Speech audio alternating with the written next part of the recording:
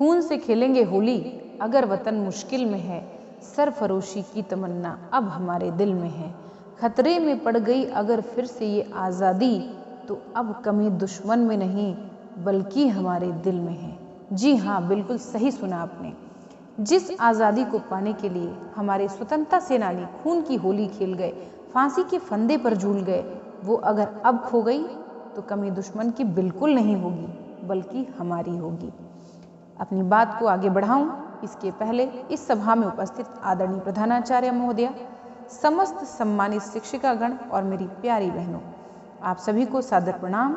आज गणतंत्र दिवस की पावन वेला पर मैं आप सभी को अपने देश के प्यारे संविधान को लागू किए जाने के इस सम्मानित राष्ट्रीय पर्व की हार्दिक शुभकामनाएं देते हुए यह कामना करती हूँ कि हमारा प्यारा भारत देश बार बार हर बार पिछली बार से कई गुना अधिक उत्साह और प्रेम से आगे आने वाली कई सदियों तक इस दिवस को ऐसे ही मनाता रहे।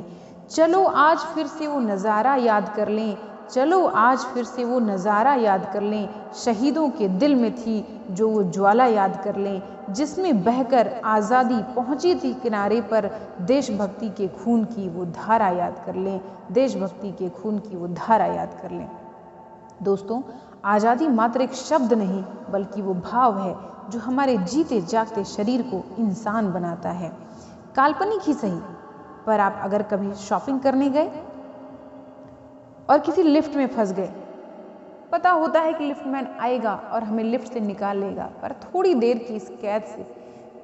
की ये कैद हमें कैसे बेचैन कर देती है। ऐसी ही बेचैनी से जब 15 अगस्त 1947 को हमें आज़ादी मिली तो प्रश्न था देश कैसे चलेगा। इसलिए देश के दूरदर्शी बुद्धिजीवियों ने आज़ादी के पहले ही संविधान निर्माण की ओर अपने कदम बढ़ा दिए थे। अभी हाल ही में हमने 26 नवंबर को संविधान दिवस मनाया, जिस दिन संविधान निर्माण का कार्य पूरा हो गया था। और आज़ादी के पहले ही जिस दिन को हम अपनी आज़ादी का सांकेतिक दिवस 1931 से ही मनाते आ रहे थे, यानी 26 जनवरी, उस दिन संविधान को लागू किया गया।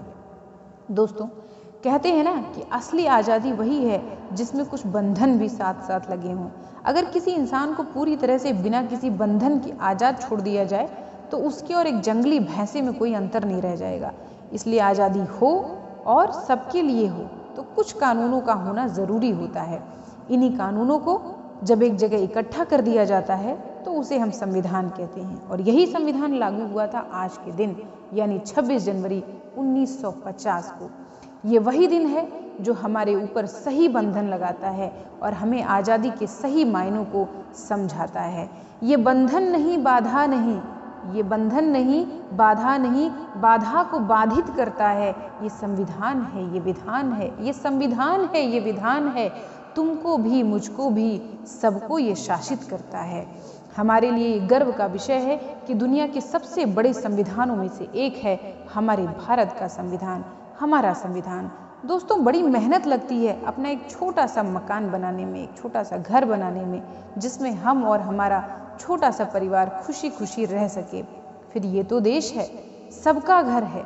इसका संविधान बनाने में कितनी मेहनत लगी होगी, इसका अंदाज़ा लगा पाना बड़ा कठिन है। पर हमें उसका अंदाज़ा लगाने की ज़रूरत ही नहीं है। ज़रूरत है तो बस इस देश रूपी परिवार के में खुशी खुशी अपनी जिम्मेदारियों को निभाने की। और अगर हर कोई सिर्फ अपना ही काम, केवल अपना काम अच्छे से करे तो सब कुछ अच्छा ही नहीं, बेस्ट हो जाता है। आइए हम सब संकल्प लें कि आज से, अब से, इसी पल से ये तय करें कि हम कोई भी काम कल पर नहीं टालेंगे।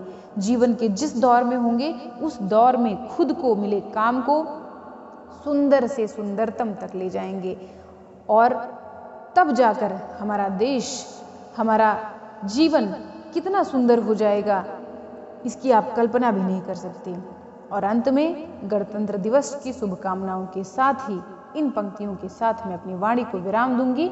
इस वतन के खातिर चलती रहेगी हर एक सांस मेरी, इस वतन के खातिर चलती रहेगी हर एक सांस मेरी, कभी भी नहीं बुझेगी देशभक्ति की ये प्यास मेरी। और लिख दिया है घर पर मैंने अपने ये संदेश, लिख दिया है घर पर मैंने ये संदेश, लौट आऊँगा सही सलामत या तिरंगे में लिपट कर आएगी लाश मेरी, या तिरंगे में लिपट कर आएगी लाश मेरी।